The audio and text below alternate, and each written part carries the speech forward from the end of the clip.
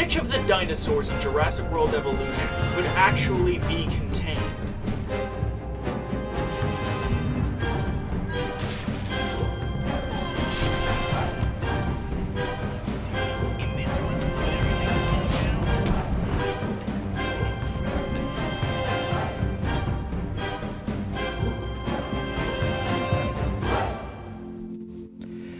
Good evening, ladies and gentlemen, and welcome back to another audiobook experience on the Chamber of the Wraith. My name is Brian, and today we will be tackling part 2 of DC Comics' Anatomy of a Metahuman, written by S.D. Perry and Matthew K. Manning, with illustrations by Ming Doyle.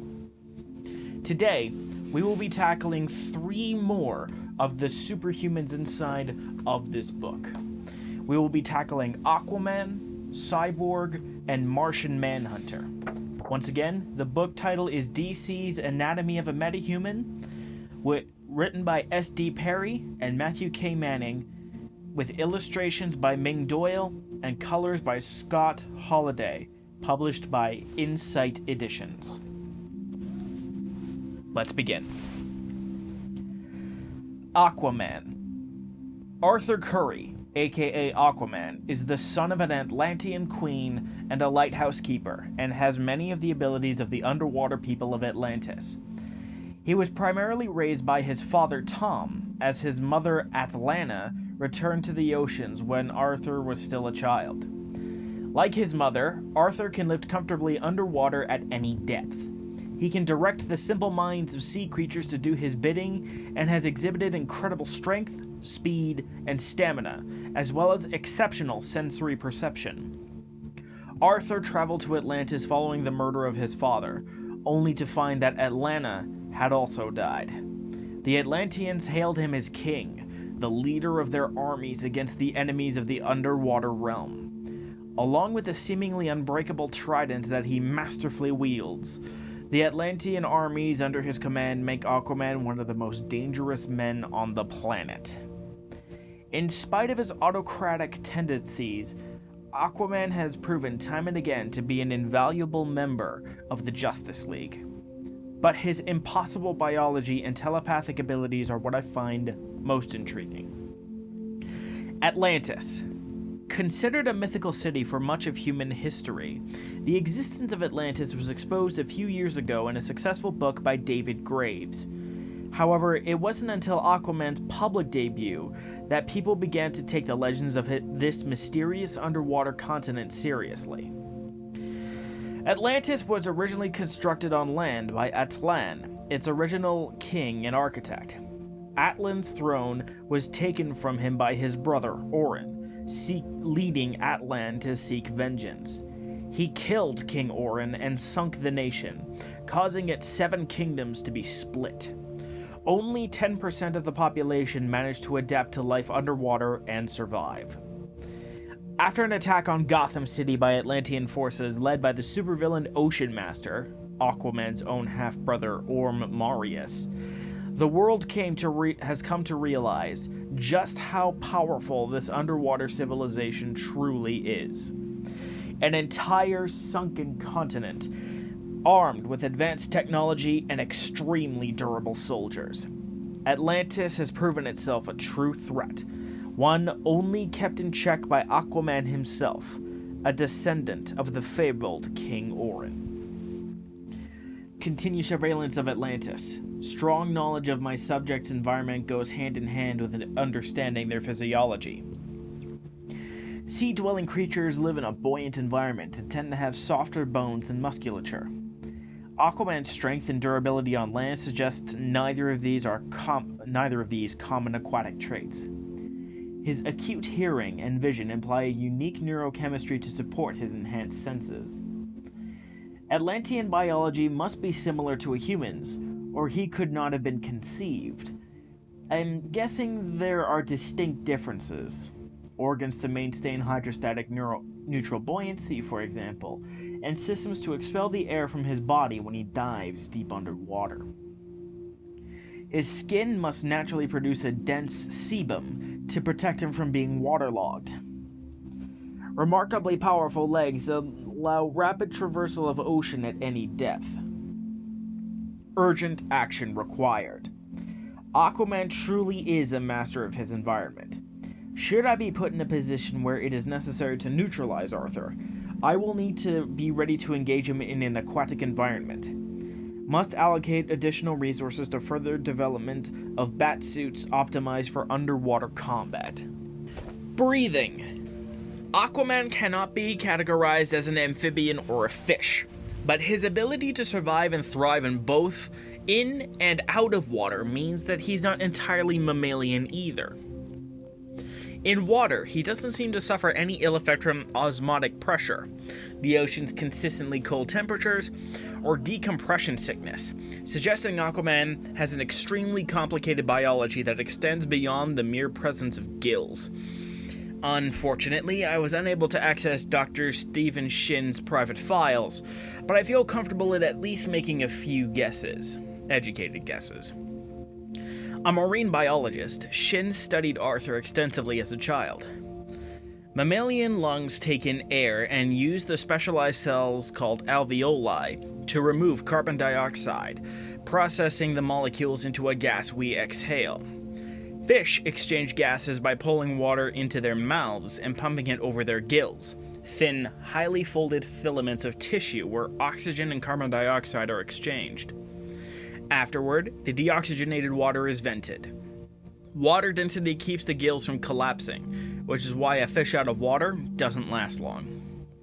My best guess is that Aquaman has functional humanoid lungs for use on land. He doesn't have traditional gills, so I propose a gill effect that takes over upon immersion in water, something I believe might be a cellular process. Fish have to gulp regularly to keep water moving over their gills, the same reason most sharks move constantly even while sleeping. Aquaman can hold perfectly still underwater without visibly processing the dissolved oxygen. To me, that suggests that he absorbs oxygen and vents the depleted water through his pores, taking advantage of his largest organ, his skin. For this to work, it would mean that his cells can regulate the osmotic process, the passage of gases through the cell membranes, in order to maintain a stable molecular density. That is, they let in oxygen and only oxygen. Perhaps, rather than cytoplasm, inside each cell is a membranous cushion of some highly vascular medium, allowing his blood to absorb the oxygen on cellular contact. I've been unable to attain viable cell samples at this point. Arthur doesn't want to be poked or prodded, and due to the acidity of seawater, my collected samples have mostly deteriorated. It will be interesting to see if any of my theories pan out. Is it possible that Aquaman respires through his pores? Alternative sources for Aquaman's genetic material? Use forensic swabs on weapons of adversities like Black Manta or Ocean Master? A gill-like cellular structure might be used to extract oxygen from the water. Aquaman's lungs work well on land, but would crumple beneath an ocean's weight. Does he collapse his lungs while diving, or is he protected from pressure by other means? The pulmonary alveoli sacs, which absorb oxygen and release carbon dioxide. Aquaman may have structures throughout his physiology that mimic this process. Cross-section of membranous vascular material. Though unlikely, it is possible that Arthur's pulmonary system is hybridized for air and water respiration. The increased underwater density would cause the pulmonary tissue to expand, revealing internal flaps that could function as gills. While conceivable, it would be an inefficient way to oxygenate tissues. Cold and pressure. The ocean's depths are near freezing, yet Aquaman can move easily through even Arctic seas for extended periods of time. A countercurrent heat exchange system, a process by which heat is transferred between arteries and veins to reduce heat loss, could account for some of his apparent invulnerability to hypothermia. But he doesn't have the body fat that most sea mammals require to survive that kind of cold. It seems impossible that Aquaman can withstand the pressure of diving to the ocean's deepest trenches. Whales have been recorded diving to nearly 10,000 feet. Diving mammals have high levels of oxygen-binding proteins in their muscles so they can store oxygen. They also have collapsible lungs and lack of frontal cranial sinuses, so they don't have air-filled cavities that might implode under pressure at great depths. Still, they can't stay down for long, only a matter of hours.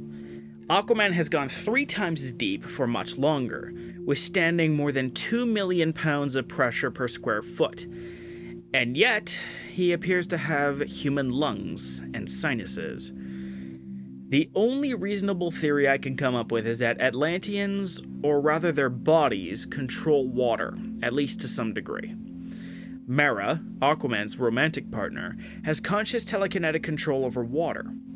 Atlanteans of royal heritage possess similar psionic ability, but what if all Atlanteans have some autonomic function that allows them to control the water molecules immediately surrounding them to stay at a stable density and vibration? They could go to any depth at any temperature and not even become physically uncomfortable.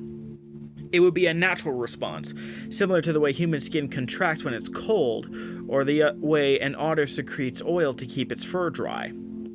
A similar process may account for Aquaman's seemingly bulletproof skin. Cellular control of the liquid in his epithelial cells. If he can withstand the deepest underwater trench's pressure, how would a bullet penetrate his skin? Perhaps on land, he unconsciously creates a high-density molecular shield from environmental humidity that keeps him protected from everything but the most severe trauma. Note for further study. I need to expand my study of specific metahumans to include each subject's key adversaries. Research into Aquaman's brother Orm Curry, aka Ocean Master, will no doubt yield insight into his sibling, and analysis of previous confrontations will provide valuable tactical data. Studies of Deep Six and King Shark may also be worthwhile. Likewise, a better understanding of the underwater apparatus that allows Black Manta to engage Aquaman in the depths of the ocean may yield to breakthroughs in my own aquatic equipment. This methodology can be applied throughout this study.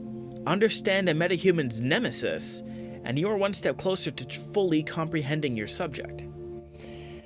Cold-blooded like a fish, or warm-blooded like a dolphin? Or both, like a great white? Blood acts as a convective fluid in human bodies, transferring heat to be utilized or dispelled. Considering the complexity of maintaining a functioning systemic temperature at the bottom of an ocean trench, Aquaman's circulatory system must be exceptionally well regulated. Arteries and veins distribute heat by contact. Possible chemical osmotic effect? Without fins or a tail, Aquaman nevertheless propels himself through the water with uncommon agility, belying his humanoid form. One theory is that the outermost layer of his skin is so dense that it simply does not transfer heat or cold. This would explain its incredible durability, but runs counter to my theories about his ability to breathe underwater. Speed. It appears that Aquaman can achieve speeds between Mach 5 and Mach 10, at least for brief periods of time. As unlikely as it seems, the possibility that Atlanteans are somehow able to manipulate water molecules could again be the root of this ability. Reflexively controlling the density of water around him, he could shoot through the ocean, using the compression of atmospheres to propel him forward. This would also explain how he can outswim the fastest sea creatures without having the streamlined morphology of a fish or sea mammal, and why he isn't exhausted by these sprints. Squeezed through the deep water in his own thin bubble of molecules, perhaps his muscles are only necessary for course correction. Aquaman clearly doesn't have fins, but is it possible that he undergoes some specific dorsal or ventral muscular contraction while swimming in order to create microfin-like structures? My understanding of Aquaman's abilities would be greatly improved if he were to cooperate with my studies. Unfortunately, he has shown little willingness to become a test subject, an attitude not uncommon with those possessing powers that mark them as outsiders in our world. Over time, I'm hoping he will learn to trust me and understand that these studies are vital, not only to our understanding of metahumans, but to the defense of our world from malevolent forces. Of course, he is also intelligent enough to understand that my studies could put him at a disadvantage should conflict ever arise between us. Given the tensions between Atlanteans and the population of the wider world, I may have a long road to walk before I can convince him to participate. If Atlanteans can control the water molecules around them, this might explain how some were able to survive when their civilizations sank. Aquaman's ability to travel at such high speeds underwater suggests that he has some extrasensory perception of what's in the water ahead of him. Can he physically detect changes in molecular density, or does he rely on telekinetic contact with sea life to guide him? By changing the density of the water molecules that touch them, Atlanteans would be able to create a kind of jet stream by which to travel. Alternatively, compressing the water behind them and softening the density in front of them would propel them forward. Important note. My research into metahumans leads me down many blind alleys and into arenas so speculative that they could barely be considered science. Regardless, all possibilities, no matter how outlandish, must be considered before they can be dismissed. As part of what I call a thought experiment, I began to visualize the fish-like appendages that I estimate would be required to physically propel a subject of Arthur's size through a body of water at the speed that he is able to travel.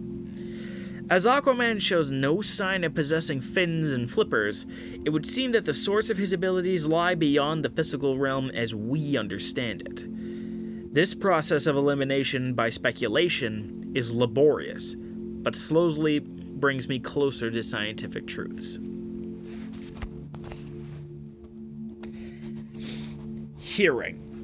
While Aquaman's sound sensitivity doesn't quite match Superman's, he can discern a much broader hertz range than a human and at longer distances. In the water, he can hear whales communicating half a world away.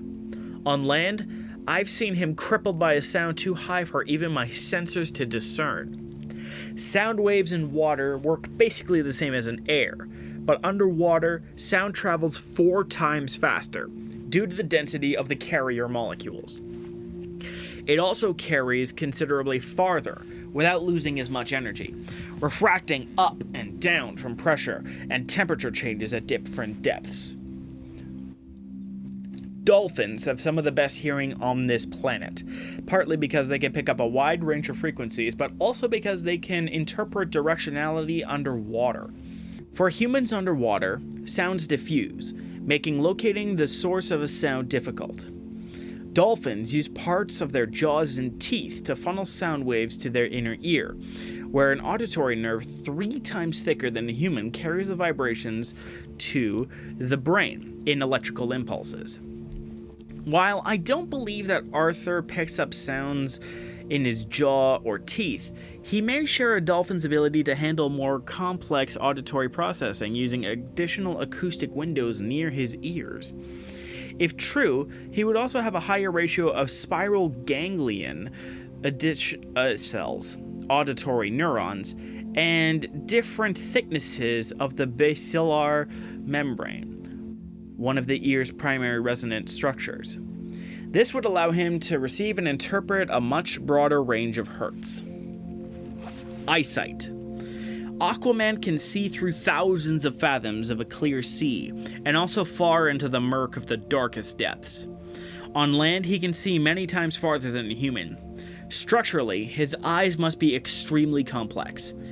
I can't explain the how, but I can explain what has to happen in order for his exceptional eyesight to be possible. Water reduces the amount and type of light available to marine life. Even with their own sources of light, Atlanteans probably have a maximum sensitivity for blue light, the last wavelength to penetrate any depth. Like many deep-sea creatures, their eyes are probably more oriented towards acuity than color reception, suggesting a proliferation of rod rather than cone photoreceptor cells. This would account for the exceptional clarity of Aquaman's night vision, although colors may not be as vivid to his eyes.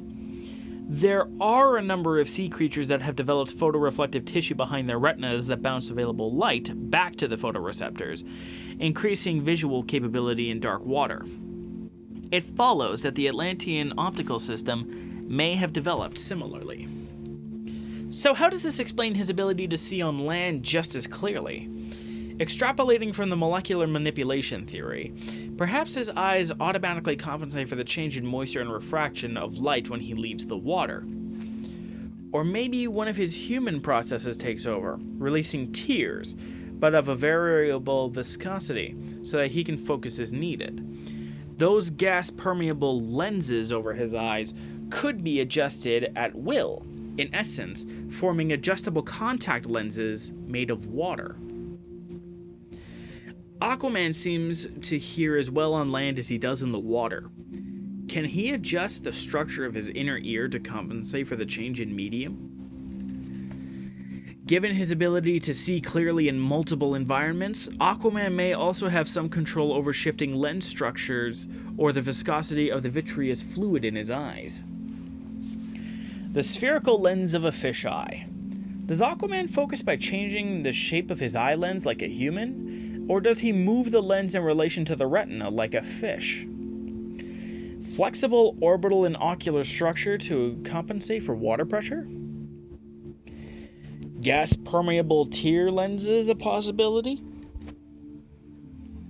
Sound travels in water much faster than in air, and can span great distances depending on temperature and pressure. Arthur's ability to discern directionality far surpasses any humans. Telepathy. Arthur can communicate with nearly all types of marine mammals, although, as he is quick to point out, most aren't capable of higher thought processes and don't talk like humans.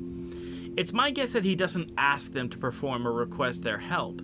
Instead, he can direct them to action by manipulating their limbic systems, the part of the mind that controls instinct and drive.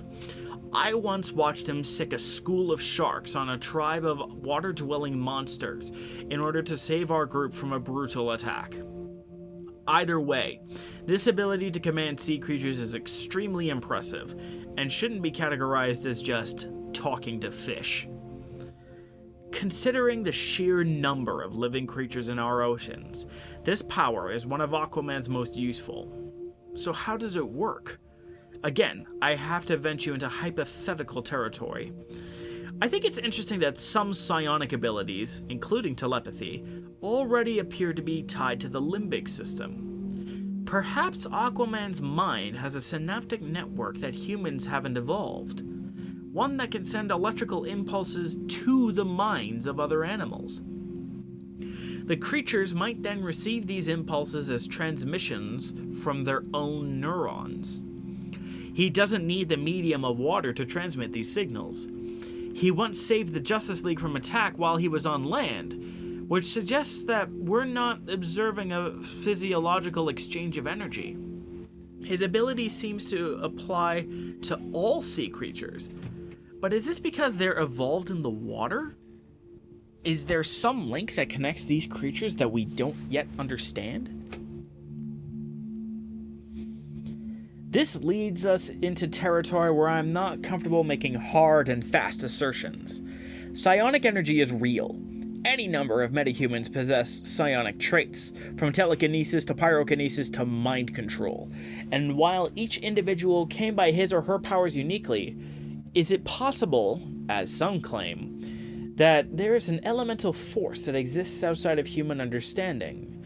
A force that can be tapped into and channeled? Or are the powers generated by specific physiological systems in each individual? While I generally err on the side of science,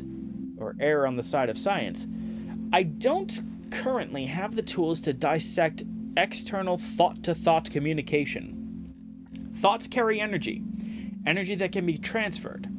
While I'd be interested to understand the science behind this particular trick, for now, I can only accept that it occurs. Like many other metahumans with telepathic ability, Arthur displays a highly developed cognitive empathy. He uses this ability humanely, minimizing risk to the animals he works with. He is a self-proclaimed protector of the oceans and their ebbing populations, so his ability to interact with marine life has its downside. His telepathic abilities often cause him physical and emotional pain, as he taps into the minds of creatures that are suffering or dying. Can Arthur transmit electrical impulses into the minds of sea creatures to make them perform? Or does he suggest behaviors based on instinctual drives? Mammalian cerebral structure on Earth doesn't have many variations, but something must account for Aquaman's specific and powerful telepathic abilities. I speculated a kind of internal echo chamber for his transmissions, possibly a physical structure that reflects and builds each telepathic suggestion to maximize its strength. Can Arthur's telepathic signals somehow be disrupted? Additional research required. The range of Aquaman's telepathic signal hasn't been measured, but appears to be far-reaching.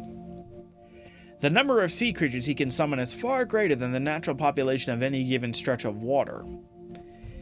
Could overlapping synaptic relays boost his PSI ability, allowing him to project his will in waves? The marine creatures he directs respond without hesitation, often willingly putting themselves in jeopardy, including animals of higher order intelligence such as dolphins and whales. This suggests more than just limbic manipulation. Weaknesses. Considering how little hard data I currently have on Aquaman, I'm relieved that Arthur was instilled with a very human sense of responsibility at a young age. He would make a formidable opponent in most environments, and is near unstoppable in his own element. Aquaman doesn't have a lot of obvious weaknesses. While he's most powerful underwater and has far greater access to resources when close to the sea, he can also function well on land. Considering his strength and endurance, I believe that the best non-lethal defense would be to deplete him of the hydration he needs to perform at peak efficiency. Controlling the location of battle may not always be possible, but if for some reason an Atlantean were to become a threat, drawing them away from water would be an obvious strategy. In a dry heat, Aquaman will quickly lose his advantages.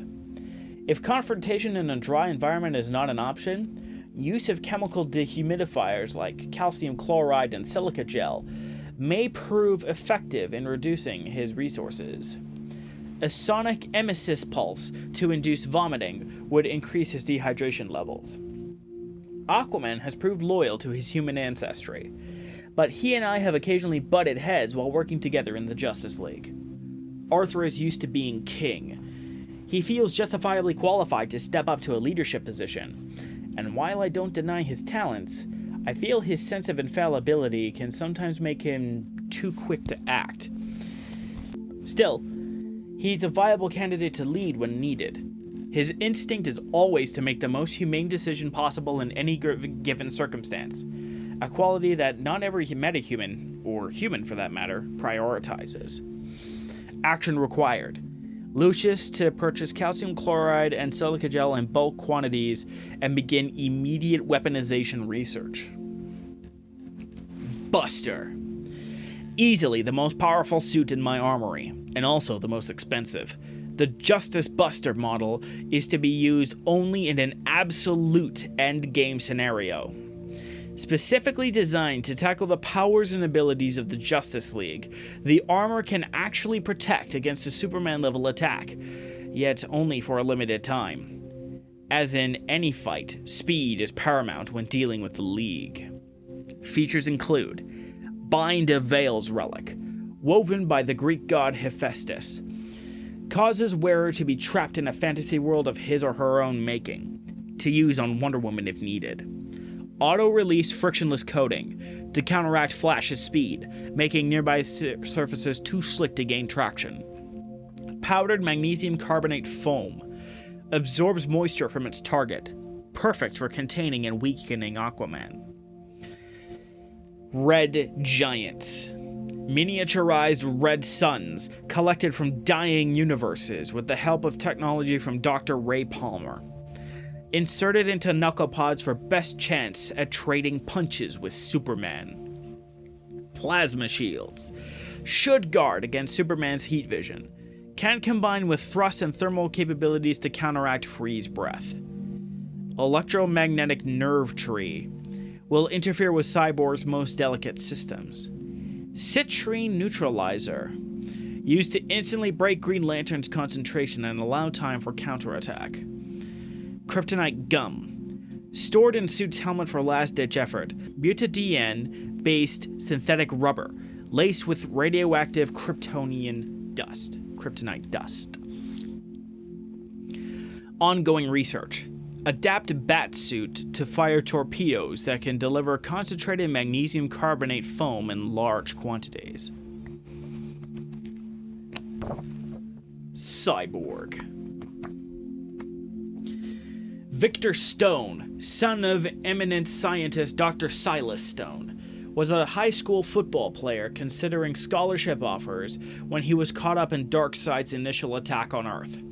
He was horribly burned and near death when his father used some of Star Labs' advanced technology to save his life. Now known by the designation Cyborg, Victor is literally more machine than man, made up of promethium skin grafts, metal ceramic alloys, and uploaded nanites, microscopic molecular computers that can be controlled by conscious thought. A healthy human athlete, melded with a powerful weaponized android body, Victor was also given the ability to communicate with any computer-based system, which, in this world, is no small advantage. The Star Labs tech reformed nearly every one of his cells, creating perfect connectivity between the organic and inorganic. As traumatic as his near-death and transition must have been, Cyborg is unquestionably a technical marvel, a seamless balance of disparate parts, made even more powerful by the acquisition of an otherworldly living computer known as a mother box. At this time, Cyborg has undergone a series of upgrades that deny easy scientific explanation. The nature of these various advancements is so far beyond Earth technology that I can't really speculate on them. I don't see any choice, however, considering his potential for being remotely controlled by villainous outside sources. His recent possession by the villainous entity Grid clearly demonstrated the need for as complete an understanding as possible for how this cybernetic man works. Cyborg's headpiece protected Victor's human flesh following his transition and replaced his missing eye with a multitude of adaptive visual processes. Does exposed area in headpiece represent a possible weak spot? Is exposed skin vulnerable? Is it even skin or just a synthetic facsimile? While many metahumans can easily adapt to new circumstances, Cyborg genuinely evolves. Given his ability to intuitively link to any network system, he is able to adapt ideas into his physical makeup in order to create whatever he lacks. The more he knows, the stronger he becomes. Nanites and the mysterious mother box have allowed Cyborg to recreate his organic tissues by mere visualization to more readily adapt to technological enhancements. The nanites are still an unquantifiable variable. Victor insists they are under his control and responsive to his conscious thoughts. But considering their design, there's also the possibility that they are willing participants who can, at any point, choose to stop participating. Cyborg's metallic frame should not be considered a form of prosthesis. It evolves like an organism and is as much a part of Victor's physiology as his skin. Cyborg's internal structures were initially human, but his organs have been upgraded, a computer's more efficient take on human processes. His exoskeleton appears to be a magnesium or titanium alloy, light and incredibly durable. The Mother Box. Cyborg's greatest advantages come from his Mother Box, a living computer that originated on the planet New Genesis. The Mother Box is decades more advanced than any technology on Earth. Having merged with Victor's cyborg form almost immediately after his reconstructive surgery, the Mother Box allows Victor to teleport via its built-in boom tube, an extra-dimensional point-to-point travel portal. and create synergy in the coordination of his highly advanced physical systems, from sensory input to cellular tissue formation. A fascinating piece of technology with a built-in consciousness, the Mother Box is actually able to feel pain and can be killed if damaged irreparably. The long-term effects of this meld between human and device have yet to be charted. Another reason to keep a careful watch, for Stone's safety as well as our own. A letter from the STAR Laboratories, Scientific and Technological Advanced Research, the Cyborg Project. Early testings of the Prometheum graft have exceeded our original estimates by a large margin. As hoped, the subject has not only merged seamlessly with the incredibly durable artificial metal, but has also shown little to no need for a recovery period after the initial procedure. The Prometheum almost instantaneously replaced the damaged tissue in the subject's body, causing him a high degree of transient pain for less than 90 seconds. His wounds would have been fatal had we not proceeded with the experimental process. The subject's vitals then stabilized, and the Amaze operating system initiated, delivering endorphins to his brain along with an informational download.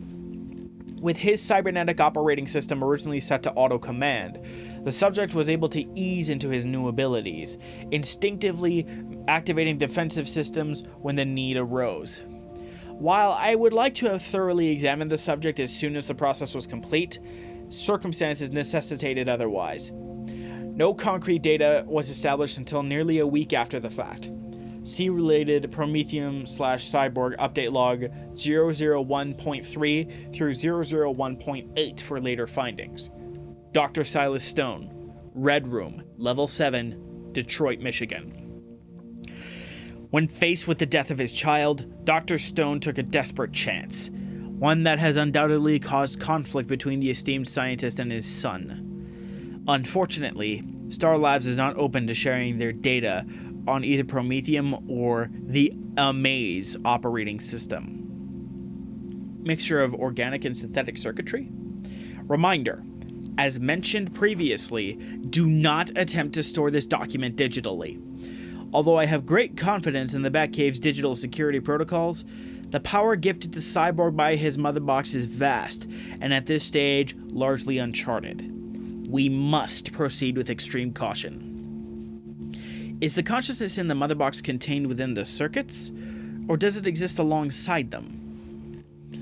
I believe that the Mother Box is a powerful but neutral creature, neither good nor evil. Its connection to Victor Stone, a heroic and justice-oriented young man, created Cyborg. Either way, it is imperative that we must keep this conscious technology out of the wrong hands. There is the possibility that the goals of the creators of the Mother Box are not as altruistic as they appear. As when dealing with any science beyond our understanding, it's wise to prepare for any eventuality. Since the Mother Box has its own consciousness, would it define itself as a living being encapsulated within a contraption of its own making? Or is it self-defined by its connections to neural and virtual entities? Incarnations. My first introduction to Cyborg happened shortly after his initial transformation. Dr. Silas Stone was more interested in saving his son's life than worrying about the particulars of Cyborg's design. But even having studied the found alien technology at Star Labs, the cybernetic reconfiguration of Victor's body surpassed Silas's highest expectations. Afraid that Victor's burned body would reject the skin grafts and experimental bionics, Silas injected his son with untested nanites, microscopic mechanisms designed to control cellular processes. Victor's organic mind interfaced with the billions of nanites, reforming his flesh and regenerating lost tissue into new upgraded forms. Most of his body appeared metallic, cybernetic, with only his right eye and portions of his face and head still visibly human. Experimental operating programs were uploaded into Victor's neurons, the nanites creating a synaptic router that could monitor incoming signals and commands. The nanites continue to improve and upgrade, thereby giving Cyborg control over his physical form. Presently, he is able to form weapons out of his appendages, which makes him a formidable fighter in almost any bout. Could nanite technology be incorporated into my crime-fighting arsenal? Weapons that evolve to tackle new threats? Too risky? Or inevitable next step? The complexity of the human machine is far beyond what we humans have been able to manufacture. Without the assistance of the nanites, would Cyborg be able to function? Could he even survive? As I understand, the nanites are specifically designed to enable a smooth interface between man and machine. Makes me wonder what function they would serve if introduced into an unmechanized body. Ongoing research. Need wide-ranging study of nanites. Will Victor be willing to provide samples? Melding process? Organic metallic composition equal? Do the nanites integrate Motherbox technology accurately, or are they being used as approximation based off of the limits of human biology? Prioritize obtaining multiple nanite samples. Organic matter nanite interface. How does flesh and steel blend together so seamlessly? Process unknown. Was the Motherbox nanite hive mind able to process the difference in Cyborg's thoughts when he was controlled by Grid? Did they work to help Victor regain control of himself, or did they only perform as Cyborg's thoughts dictated? Weaponry. The white noise cannon. In his initial transformation, the lower half of Victor's left arm was reformed as a heavy weapon, one that he still regularly utilizes, a white noise cannon. It's a shockingly efficient weapon that utilizes a simple concept. When fired, it compresses the air in its immediate vicinity and then releases that compression in a directed waveform of sound, up to 300 decibels. The forces created by a 300 decibel blast is strong enough to vaporize flesh and level buildings. How he's able to fire the weapon in a directed cone and without equivalent recoil is a mystery. My guess is that most of the atmospheric compression or wave generation must happen internally. The nanites that work to fulfill his needs must be capable of creating and compressing energy from inside of him, perhaps forming internal chambers to contain and channel the effect. Additional weaponry. While Cyborg can create a nearly infinite array of weaponry, he does have his preferences. One is an electromagnetic pulse weapon that incapacitates any unshielded electrical or technological device within 50 meters. When Cyborg needs to initiate a more directed attack, he relies on the incapacitating ultrasonic pulses of his sonic emitter. He also regularly employs a variety of other weapons and tools, including an ice beam generator and a finger-mounted laser. With Stone's inventive mind, the list of possibilities become nearly endless, making Cyborg the equivalent of a walking Swiss Army knife. Electromagnetic pulse disables and disrupts electronics in a nearby area. Sonic emitter unleashes ultrasonic sounds and disables targets. Attempting to devise counters to Cyborg's standard weapons is a losing proposition. If a weapon is countered effectively, he can create something entirely new in seconds. The white noise cannon is incredibly destructive. How can it function without inflicting damage on itself or its user is still an unknown. Can the cannon be used to fire contained pulses? The cannon seems to defy Newton's third law. There is no apparent reaction to contrast its destructive action. Does Cyborg's system contain the reaction internally? Theoretic analysis of nanite reformation during firing Cyborg's white noise cannon. Like the cannon, Cyborg's electromagnetic pulse is powerful and effective, scrambling electrical and magnetic fields.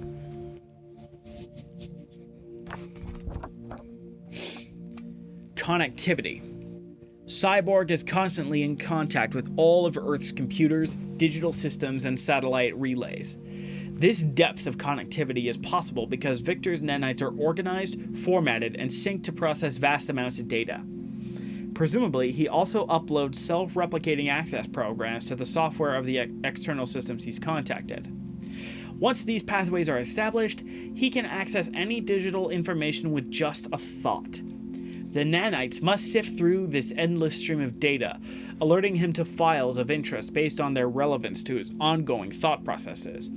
Something like a human subconscious, but one that has evolving search parameters and can download information directly into his memory. Cyborg is the main reason you're looking at a physical report, rather than reading a screen. Despite my best efforts, Victor can gain access to even my private digital files with little difficulty. The only thing that keeps him out of the Batcomputer is respect for my privacy. Cyborg has access to the most sensitive data of every civilization on Earth. It's safe to assume that nefarious organizations on and off this world have made a note of it. As long as he is Cyborg, Victor Stone is a man of particular interest to those who would exploit him. Does Cyborg's continual connection with the data streams of the world increase his vulnerability to virtual viruses or cyber attack? I don't doubt that his security measures are comprehensive, but given enough time, any system can be hacked. With each functional modification, Cyborg can alter his dimensions to suit his needs. Early incarnations required more mass to protect his remaining organic tissue. With a thought, he culls relevant data from digital sources and translates it into physical form. As the nanites evolved, efficiency increased and mass could be reduced. This self-directed physiology defies easy explanation. Nanite upgrade. The functions of the nanites that reside in both the organic and the inorganic parts of Cyborg are far more advanced and efficient than any nanotechnology currently available to your average Earth scientist. The first incarnation of Cyborg, after the initial graft of alien technology to his dying tissues, required him to be physically bigger to house the replicating nanites and the mechanics of his artificial flesh. He was bulky, robotic. Now he is sleeker, more humanoid. It's my theory that when the nanites took over cellular function, they simultaneously downloaded the chemical makeup of weapons-grade promethium and started to create hybrid cells. These hybrid nanites could have learned to mimic human tissue as easily as they could promethium. The latest incarnation of Cyborg no longer requires the storage space he once needed to hold complicated cybernetic systems. Take the multiple capabilities of his cybernetic eye, for example. It can become a telescope or a microscope, or provide X-ray and infrared night vision. The eye can also be used as a tracking and targeting system, and can operate as a medical scanner.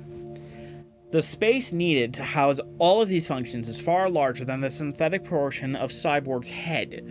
The only possible way for such a small area to perform such specific and complex tasks is if the living nanites constantly reconfigure, reforming into what he needs as he needs it. His morphology has transcended the thought, impulse, receive, interpret, act paradigm, which is the standard for human synthetic combinations. He has essentially become a vast network of lightning-fast applications and titanic storage capacity, a nanite hive mind of pure power, all tuned to Victor Stone's will. I would have to study a significant sample of Cyborg's nanites to verify these theories. Unfortunately, Victor is still unwilling to part with them, and the Star Files theorize even more than I do. The invention has far surpassed what the inventors can understand. The nanites seem to function with a hive mind. How extensively is this collective consciousness connected to Victor and the Mother Box? Is it fair to say that Cyborg is a triadic creature? Or is Victor's control always dominant? The continual restructuring of Cyborg's optics is an example of the nanites' functionality and efficiency. With each permutation, there seems to be no temporary loss of effectiveness and no lapse time. Strength. A human gains muscle mass by lifting heavy weights, creating tiny tears in their muscle fiber. At rest, their bodies mend the tears, adding strength and bulk to the fibers themselves. When Cyborg needs to enhance his physical makeup, for example, to become stronger during a fight, the nanites in his system must immediately repair or replace worn or damaged hybrid tissue, mending the tears as quickly as they are made. He doesn't need a resting period, and the nanites are always at work, meaning he may end a fight physically stronger than when he began. This constant replenishment of healthy cells would obviously give him incredible endurance as well. Damage to Cyborg's organic tissue. a bleeding wound. It's likely that no part of Victor is still fully organic. The strength of his synthetic self would shred unaugmented human tissue. The nanites are programmed to respond immediately to any injury, affecting tissue repair and performing cellular functions, but not limiting human metabolism. As Cyborg is in a constant state of upgrade, not only is his wound healed, but Victor's arm is also stronger and more efficient than it was before the injury. How much of Star Labs' tech now stands in for vital organ and systemic function? Core strength appears almost unlimited. Could the design of Cyborg's armor plating be applied to future batsuits? Are advanced hydraulics a factor in his strength? Pneumatics? Too primitive? Synergy. The stresses endured by Cyborg's synthetic augmentations should shred his organic tissue. Likewise, the most sophisticated of computer systems pale in comparison to the capabilities of the human mind. The merging of the best of both worlds, tech and human anatomy, are a function of the nanites that maintain Cyborg and the mother box that directs them. The hybrid cells borrow the design efficiency of his human cellular processes, but must also augment and enhance his organic tissue to create strength and durability. The human and machine have become one. In spite of Victor's commitment to his humanity, it's likely that he'll continue to evolve in form, developing towards more efficient functionality. Like his father, Victor has a scientific mind and a keen eye for improvement. The nanites appear to have retained certain elements of Victor's human physiology. While I doubt his bones are still made of collagen and calcium, the shape and placement are likely the same in order to support his morphology. Weaknesses. As an original member of the Justice League, Cyborg remains a loyal ally. However, his potential for destruction, physical or digital, cannot be ignored. I sincerely like Victor. He has a maturity and ethical strength far beyond his years. But he has lost control of his synthetic self in the past, and there's no reason to believe it won't happen again. Unfortunately, Cyborg doesn't have many vulnerabilities. Considering he counts an EMP among his built-in arsenal, it can be assumed that he's fully shielded from a similar attack. Since his network of nanites can work independently from Victor's own thought processes, the first line of attack should involve disabling their assistance and augmentation abilities. To that end, massive jolts of electricity might briefly disorder their connections. There's also his power source to consider.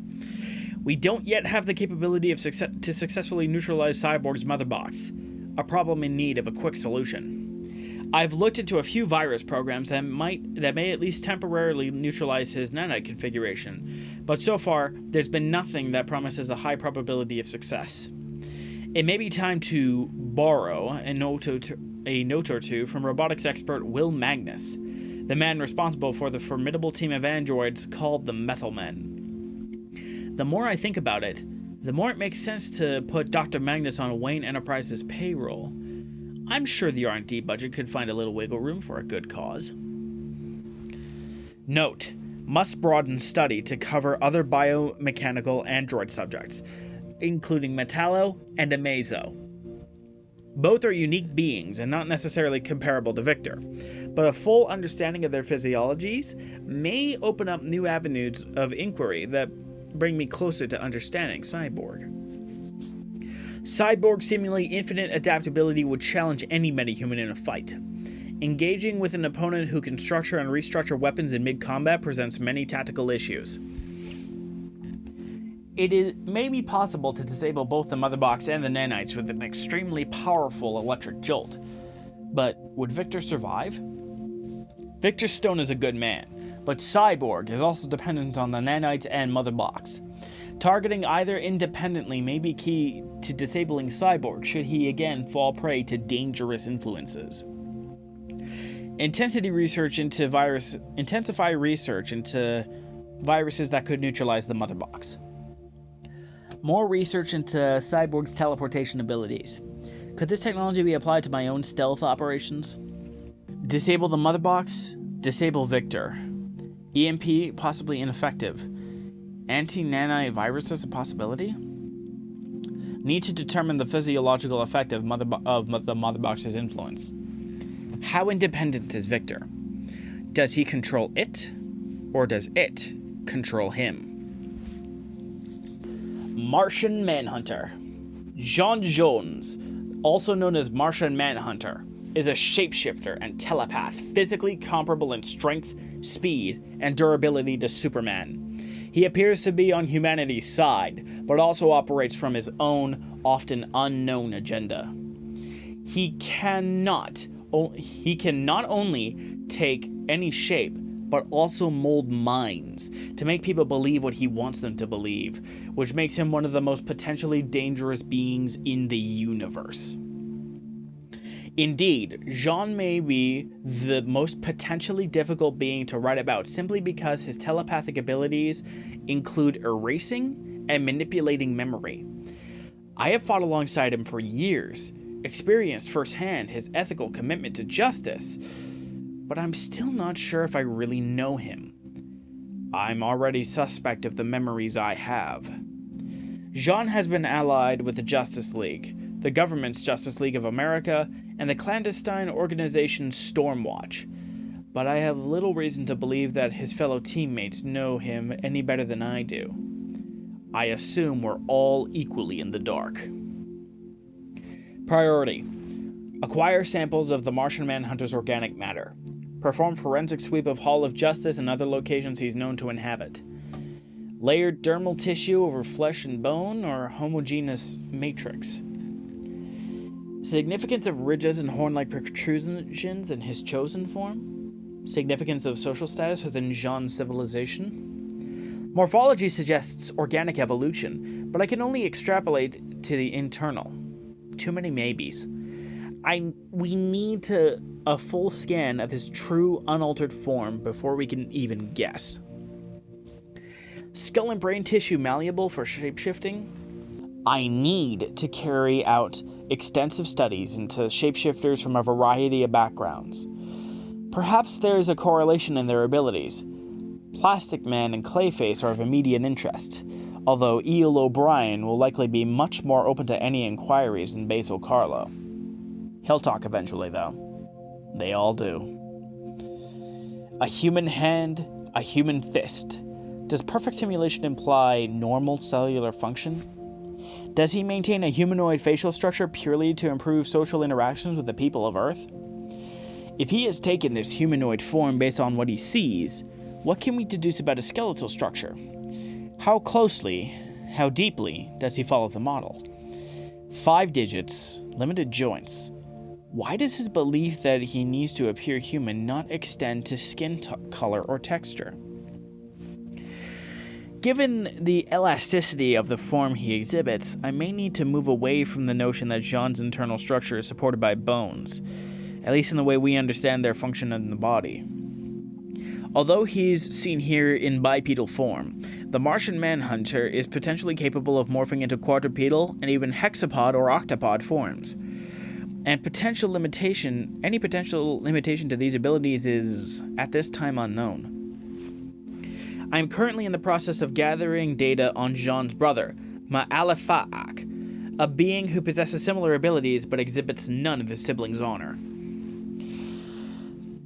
Possible that his clothing is also organic and part of his corporeal form? Alien morphology. J'onn appears most often in green-skinned humanoid form. He's bipedal, symmetrical, and heavily muscled, with a streamlined skull and a prominent brow ridge. This is not his natural state, but one he employs to make his form more palatable to those he interacts with. Taking into consideration his shapeshifting abilities, it's easy to conclude that J'onn's cellular processes are entirely unlike our own. While he can make himself appear to be human of any race, in his true Martian form, J'onn has a narrow, elongated skull and bony, spike-like protrusions extending from his back. He rarely allows people of our world to see him in his natural configuration. He is a reserved and careful being, and I believe he avoids connecting personally with others following the trauma of losing his family and home. Bone-like protrusions accentuate the length of his limbs and skull, protecting joints and internal mechanisms. As with human tissue, Jean's skin seems to vary in thickness and density. The flesh beneath appears striated, but the muscle fibers themselves seem exaggerated, more deliberate than organic. His green skin appears flat and cracked in places, like the desert of a barren world. While he is relatively humanoid, the Martian Manhunter's physical form gives a definite sense of otherness. Mars. As his moniker implies, J'onn J'onzz hails from the planet Mars. Mars was once teeming with life, dominated by a race connected by a telepathic network. This so-called quantum entanglement allowed the citizens of Mars to share a collective consciousness. They coexisted in a seemingly peaceful utopia of unity. But Mars wasn't naturally resource-rich. The planet was kept hospitable by an artificial biodome maintained by the Gatekeepers, Martian sentinels who dedicated their existence to crafting a psychic atmosphere conducive to the group consciousness. This allowed the growers, Martian farmers, to cultivate the land, which formed the building blocks of a strong society that eventually elected J'onn J'onzz to be their planet's leader when their former ruler passed away. As part of a sacred tradition called the Test of State, J'onn separated himself from his people in order to kill one of the deadliest beasts on Phobos, experiencing alienation and the sense of being alone for the first time.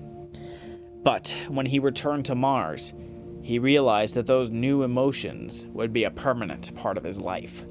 His home planet was on fire, and his people had been annihilated. J'onn believed himself the only survivor. J'onn would later track Toht, the entity that destroyed his civilization, to Earth. But after a valiant fight, he was unable to cage the monster due to his ability to move unchecked from host body to host body. With no family or friends to return to, J'onn made Earth his home and began fighting injustice as the Martian Manhunter. J'onn in his natural habitat on Mars.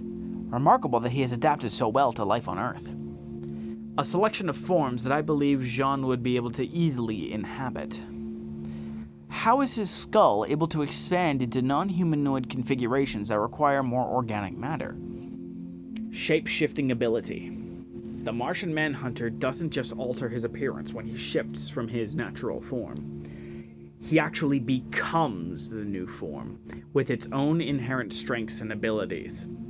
A change of this magnitude would require total molecular control, perhaps involving malleable embryonic stem cells that can change size and shape.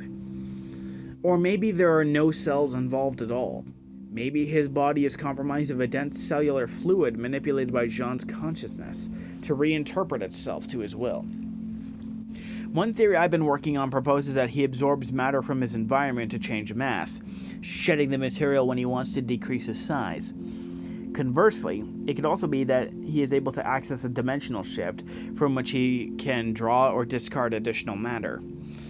I'd be more inclined toward the latter explanation, considering the levels of density the Manhunter's working with. I've seen footage of him becoming a dragon, big enough to carry a falling jetliner safely to the ground. That's a considerable amount of matter.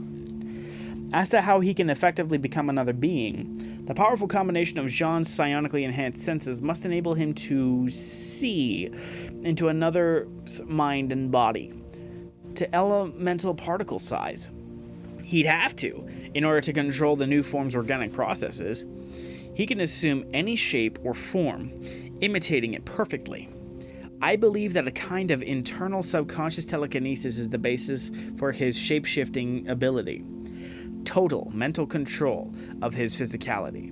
The cells themselves manipulated by his thoughts and his empathetic understanding of the person or thing he's imitating. As mentioned, J'onn's shape-shifting ability is extremely similar to that of one of Arkham Asylum's revolving door patients, Basil Carlo, aka Clayface. Like J'onn, Carlo can alter his body into any form he chooses, although he gained this ability after injecting himself with a mysterious formula.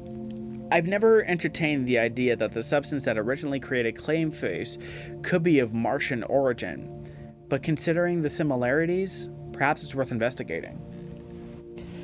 He morphs from one shape into another effortlessly, seamlessly, flesh and bone melting and molding into a new form in milliseconds. The process of metamorphosis itself is highly mysterious and challenging to observe in any amount of detail. From what I've been able to gather, his transformations are almost fugue-like, as elements of organic matter twist and intertwine to weave new forms. The remarkable process happening in the blink of an eye. The question that I struggle to answer is, where does this excess organic matter go when he transforms from a larger being into a smaller one? And where does it return from when the process is reversed? Are certain areas of his body denser than others to accommodate this displacement of matter? If so, does this mean that he has multiple weak spots in certain forms? Obtaining and studying CCTV footage of Jean's transformations must become a priority going forward. The digital records I've recovered from the Watchtower may be a good place to start. As presumably an offshoot of his shapeshifting abilities, Jean is able to become invisible. If I could gain a working understanding of the science behind this process, the applications to my own technology might be revolutionary. Action needed. I should offer to assist Jean in tracking down Tote. Apart from the need to eliminate the threat that this parasite presents, working closely with the Martian Manhunter will give me a far greater understanding of his abilities and further win his trust. I'm not sure that he'll ever fully cooperate with my studies, but he may become more amenable to providing basic physiological information. Note: talk to Lucius about sending a Wayne Enterprises probe to Mars. We can publicly claim it's in the general interest of the scientific community, but its covert purpose will be to collect data pertinent to the study of Jean. Density shifts, unaccountable considering increases and decreases in mass. Jean is able to walk among us in the guise of a human male. The resemblance is flawless and rarely raises suspicion, although his patchy grasp of local social mores sometimes hints at his alien nature.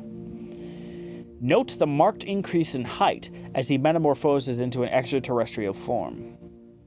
Back in human form, his clothes look like regular fabric, but they are most likely formed from his own organic matter, essentially a form of tailored skin.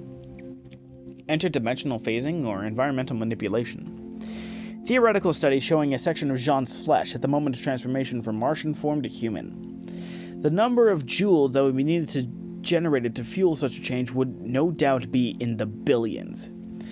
Another line of inquiry to explore. Is Jean able to detach pieces of flesh and form multiple entities? Telepathic abilities. I can't account for the range and depth of Jean's telepathic abilities. There's a small amount of scientific evidence that points to telepathy being a result of neutrinos escaping our receptors to be picked up externally, but Jean has the power to erase and even change thought. He can create complex memories, instill feelings, or connect the minds of others to communicate telepathically in groups. As physically formidable as he is, it's his ability to manipulate thought that's the real threat. A creature like Darkseid can cause destruction on a mass scale, but Martian Manhunter has the ability to create belief, and ultimately more complicated danger if Jean should ever turn against us. Unfortunately, it's also the ability we're least able to understand. The thought processes of Jean's species evolved along a very different path from those of humans, and on a considerably longer timeline. The efficacy of his thought manipulation seems to be the result of an advanced intelligent empathy, developed in a thought-sharing society. Are Jean's telekinetic capabilities projected through his visual cortices? Would his telekinesis be hampered if halted if he were blindfolded? The lack of a visible iris and pupil makes analysis of Jean's physical organs particularly difficult. What lies beneath the red cornea? A more conventional eyeball structure or something altogether more alien? Given the inherent complexity of visual organs, does Jean need a template to mimic human eyes, or can he replicate visual receptors anywhere on his body? Never assume that the Manhunter cannot see in all directions. Cross-section of MRI through orbits, including optic nerves. Still unable to postulate how Jean is able to see when invisible. The nature of invisibility contradicts the use of retinal receptors. Does he see by accessing the minds of those nearby? Or does he use some unknown sense of perception? DEO. A note from the DEO. From Agent Cameron Chase. See Chase at deo.gov. Sent Thursday, November 22nd at 10:55 a.m. to Director Bones, M. Bones, at deo.gov. Subject, Jean Jones.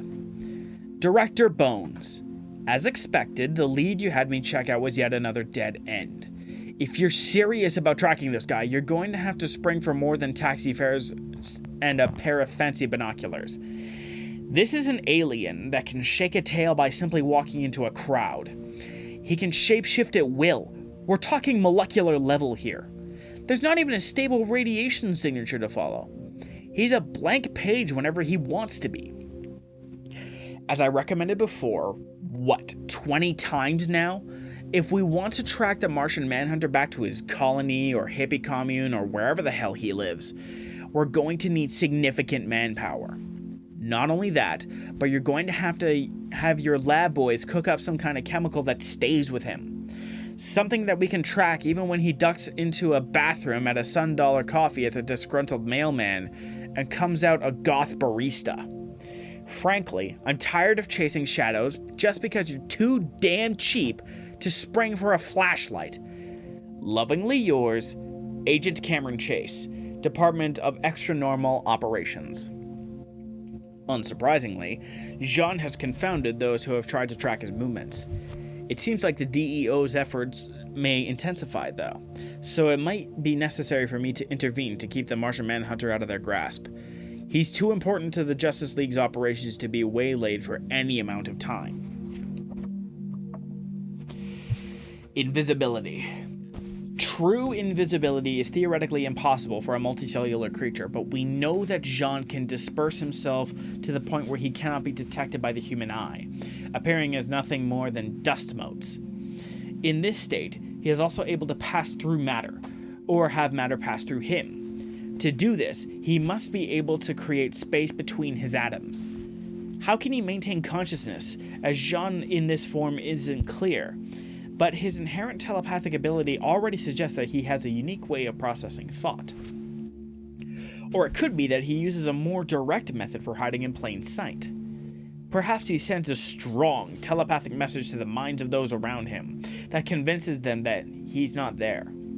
Compared to creating false memories, a simple perception block wouldn't strain his abilities, but that wouldn't explain a camera's inability to record him during his moments of invisibility. Maybe he simply sidesteps into that theoretical dimension shift that he can access to gain or shed mass. Obviously, this merits further research, as harnessing this type of ability would be a huge advantage in our particular field. Maybe he can selectively block perception to simulate invisibility, but I'm missing something here. He can't dissolve into the air to simply be imperceptible. Or how would he be able to reform? Anecdotal evidence suggests that he could project mind-to-mind interaction at vast distances. Could base metal shielding block or slow his psionic capabilities? How much distance is required to halt his mental invasions? Nature of chameleonic abilities? Cellular control to achieve transparency? Flight. Flight is perhaps the easiest of Jean's powers to explain when his telekinetic powers are taken into account. An ability that grants him neural impulse manipulation could also be used to influence the air around him.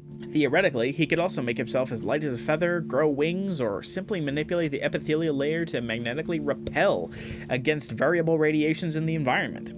Any of these could be considered flight, and he's capable of all of them. Jean is reluctant to comment or even speculate on the ways his powers work, at least to me. Even during our time together in the Justice League, he remained tight-lipped about his abilities. When questioned, he would usually answer with pieces of Martian philosophy, akin to Buddhist parables I've heard during my training years abroad. I would like to believe that Jean seeks to share his culture and belief structure with someone else, to to keep Mars alive, but my more cynical nature leads me to think that he's trying to avoid giving me anything I can use. It's hard to mask your intent when the person you're talking to can read your mind. Given Jean's ability to fly without wings, why occasionally transform into a winged creature when flight is called for? Is he limited to replicating an existing creature based on a pre-existing genetic template? Does his ability to fly via mental effort alone require too much concentration? Or does he simply enjoy taking different forms for variety's sake? Thought experimentation regarding Jean's flight capabilities. Wingspan required to keep Jean afloat would be significant. Cross-reference with data on parademon wings? Physical strengths. Jean exhibits an impressive array of enhanced abilities, including strength, speed, agility, durability, and endurance. He could certainly fight Superman to a draw in a direct conflict, if not win outright. His skin deflects bullets, he can endure combat for days on end, he's almost as fast as the Flash, and his reflexes match those of Wonder Woman. The Manhunter's endurance may be an effect of his telekinetic control. If my theories are correct, he could selectively reconfigure his flesh and tissue to be stronger and faster, his internal systems increasingly resistant to fatigue. Cyborg's nanites perform a similar function, but instead of a billion living microcomputers, Jean has his Martian mind, a consciousness of vast age and sensitivity, capable of reorganizing the density of his cell matter into infinite variations. Jean can also survive for extended periods without an atmosphere, and to breathe. Jean can also survive for extended periods without an atmosphere, to breathe, and without sustenance. If he can alter his own atomic structure to create the resources his body needs, effectively becoming a closed system, his ability to survive without refueling may be near infinite. Though, strangely, he expresses a nearly pathological weakness for the sandwich cookie Chocos. Systemically, humans need efficient oxygen distribution throughout our tissues to survive. Considering the Martian atmosphere, does Jean process carbon dioxide in the same way? Muscle arranged in weave that can shift beneath skin during metamorphosis? Is the reconfiguration of Jean's tissue when faced with physical trauma an autonomic or conscious process? Martian vision. In addition to having eyesight as exceptional as any being I've researched so far, Martian Manhunter also has a form of X-ray sight he refers to as Martian vision. He describes it as mapping variable density wave packets, a concept that is frankly beyond my current level of understanding. He describes it as mapping variable density wave packets, a concept that is frankly beyond my current level of understanding. The problem with trying to describe an alien sense is the lack of reference. As much as I hate to resort to cliché, it was as if John was trying to describe sight to a blind man. His Martian physiology must allow him access to sensory spectrums we can't begin to comprehend, because they are completely outside of our experience. I've heard it said that Jean has a total of 9 senses, but at this time I'm not able to confirm despite my best efforts to map his abilities. Standard ammunition cannot pierce his Martian skin. If I could gain a better understanding of Jean's Martian vision, then perhaps I could find a way to engineer a synthetic version that could be applied to the stealth optics in my cowl. Does taking on human form have any effect on his eyesight? Could looking at the world through human eyes stymie his Martian vision in any way? Does the tissue strengthen itself based on the amount of force applied, or does he have to be aware of the approaching force? Could this awareness be subatomic? Weaknesses. Although fully capable of resisting damage by fire, Jean exhibits a distinctly irrational fear of this elemental force. The most obvious source of his phobia might be a kind of post-traumatic stress disorder resulting from the genocide of his race, an event that left him utterly alone in the universe. Something else to consider is that fire breaks down and annihilates organic material on a cellular level. If Jean can indeed incorporate surrounding matter into his form when he shifts shape. It's possible that he's unable to incorporate base carbon, or ash. It could be that his inability to process ash, which may prevent him from changing shape at a crucial moment, adds to his phobic reaction. So, apart from the use of fire, how could we stop Jean if he suddenly becomes a threat? Broad-acting psionic blockers come to mind. Perhaps a chemical synthesis designed to at least temporarily interfere with his psychokinetic and telepathic processes. On those lines, a sedative powerful enough to disorder his thought patterns might work. His ability to read thoughts might also be used against him tactically, if disinformation is fed into the minds he's accessing. There are also meditation methods for guarding the mind from influence, exercises that create mental white noise that cannot be penetrated by the psionically gifted. I experimented with both during my training, but I think I'm due for a refresher course. On a personal note, I hope we never have a reason to fight John Jones. I respect him immensely. He is a powerful, serious-minded being, whom I believe is dedicated to a greater good. He has fought on humanity's side as many times as I have, often showing up to save the world when all else is failing, working behind the scenes to maintain justice and maintain balance. Of course, it's entirely possible that this positive assessment of his qualities has been planted in my head by Jean himself.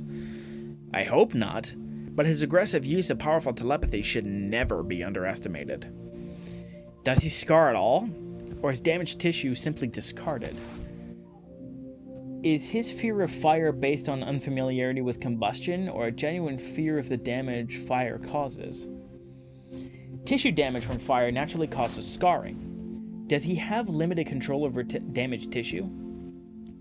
Perhaps it's a mistake to include the Manhunter in these studies, based on how speculative this research has proved to be. How does one compare human DNA to the building blueprints of an unstudied species? This is it for now, in part 2 of DC's Anatomy of a Metahuman. Next time, we will take a deeper dive into the following 3 entities: Swamp Thing, Darkseid, and Bane. Thank you for listening to this audiobook section narrated by Brian Schnarr on DC's Anatomy of a Metahuman, written by S.D. Perry and Matthew K. Manning, with illustrations by Ming Doyle and colors by Scott Holliday. I hope you enjoyed this audiobook snippet, and as always, don't forget to be awesome.